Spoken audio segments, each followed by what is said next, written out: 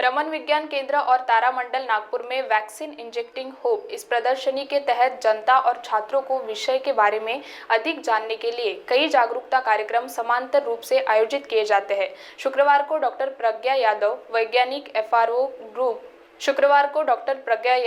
वैज्ञानिक एफ और group leader biosafety lab 4 national institute of virology Pune इनके द्वारा कोविड-19 टीकाकरण प्रयासों में एक महत्वपूर्ण मोड़ इस पर एक लोकप्रिय विज्ञान व्याख्यान दिया गया। अंतर्राष्ट्रीय यात्रा प्रदर्शनी वैक्सीन इंजेक्टिंग होप को ब्रिटिश काउंसिल वेलकम यूके के सक्रिय समर्थन के साथ national council of science museum and museum group London द्वारा संयुक्त रूप से डिजाइन और विकसित किया गया है।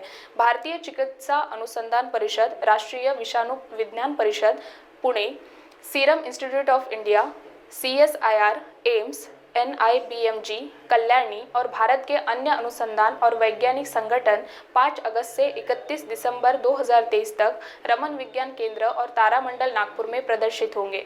डॉक्टर यादव ने अपने व्याख्यान में कोरोना वायरस की शुरुआत और उसके बाद पूरी दुनिया में महामारी की स्थिति के बारे में बताया। व्याख्यान के दौरान बच्चों को प्रेरित करती डॉक्टर प्रज्ञा यादव ने कहा, देश अपने लोगों के प्रयासों से विकसित होता है, इसलिए आप जो भी पेशा चुने कड़ी मेहनत करें। इस अवसर पर विदर्भ के विभिन्न जिलों के स्कूलों के छात्र, विभिन्न संगठनों के वैज्ञानिक, शिक्षक और आम आगंतुक बड़ी संख्या में उपस्थित थे। सबसे पहला जो वैक्सीन बनाने के लिए था वो तो था कि virus isolation was the major challenge, जो अभी मार्च में जब हमें पॉजिटिव सैंपल्स मिले इटली के टूरिस्ट से तो रिजॉल्व हुआ। लेकिन उसके अलावा वैक्सीन की प्री क्लिनिकल स्टडीज़ के लिए नॉन ह्यूमन प्राइमेट्स एक मेजर चैलेंज था। उसको करने के लिए हमारी जो टीम है वो नागपुर तक आई और उन्होंने यहाँ से मंकी कैप्चर किया, फिर उनकी डिटेल टेस्टिंग हुई जिनको यूज़ किया गया। उसके दौरान चूँकि लॉकडाउन चल रहा था तो रिएजेंट्स की सप्लाईज और मैन पावर, उनकी ट्रेनिंग, ये बहुत सारे एस्पेक्ट थे। फास्ट अप्रूवल प्रोसेस और इन सारी चीज़ों को हमने ओवरकम किया एक एक करके और फाइनली वैक्सीन बन पाई। सो पास्ट में जो वैक्सीन जब बनती थी तो 10 से 15 साल लगती थी क्योंकि वो स्टेप्स एक के बाद एक फॉलो किए जा रहे थे। लेकिन इस पैंडेमिक में एक तो अप्रूवल जो प्रोसेस थी उसको ऑनलाइन डिजिटली कर दिया गया और सारी प्रोसेस को फास्ट ट्रैक करके एक के बाद एक इस तरह से स्टिच किया गया कि टाइम को कम किया सके।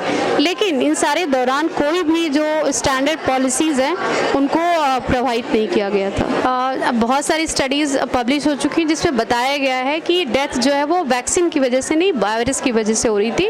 और उसकी काफ़ी डिटेल स्टडीज़ का डेटा है कि जो कोमॉर्बिड पॉपुलेशन थी, जिनको लॉन्ग कोविड्स हुए और कोविड इन्फेक्शंस हुए थे, उनकी वजह से उनकी डेथ हुई है। सो अभी जो हमारा इंसाकॉग है जो जीनोमिक सर्विलेंस करता है पूरे देश में अलग अलग इंस्टीट्यूट के माध्यम से, वो लगातार कोविड वेरिएंट को मॉनिटर कर रहे हैं और इसके साथ में वैक्सीन्स अवेलेबिलिटी बनी हुई है। रिसेंटली अभी messenger RNA Omicron specific vaccine भी सरकार ने अप्रूव की है और इस तरह से हमारे देश में अगर ज़रूरत होगी दोबारा वैक्सीन की तो लोगों को मिल सकती है। बट अभी जो हमारी हाइब्रिड इम्यूनिटी है वो इस तरह के स्टेटस में है कि हमें किसी भी इस तरह के नए वेरिएंट के बारे में घबराने की ज़रूरत नहीं है। महाराष्ट्र टीवी 24 के लिए खुशबू परियानी की report. Sachin lifestyle monsoon offer, कम से कम दाम में कपड़े, वो भी क्वालिटी के साथ। कपड़ों की खरीदी पर डबल धमाका ऑफर, बाय 1 गेट 1 फ्री के साथ साथ अब कपड़ों की खरीदी पर 50% की छूट। सचिन लाइफस्टाइल का धूम धड़ाका सेल, जहां मिलेंगे संपूर्ण कपड़े बचपन से लेकर 55 तक। तो देर किस बात की, पहले आइए पहले पाए। सचिन लाइफस्टाइल, रमानगर, शताब्दी चौक, बेलत रोडी रोड, नागपुर।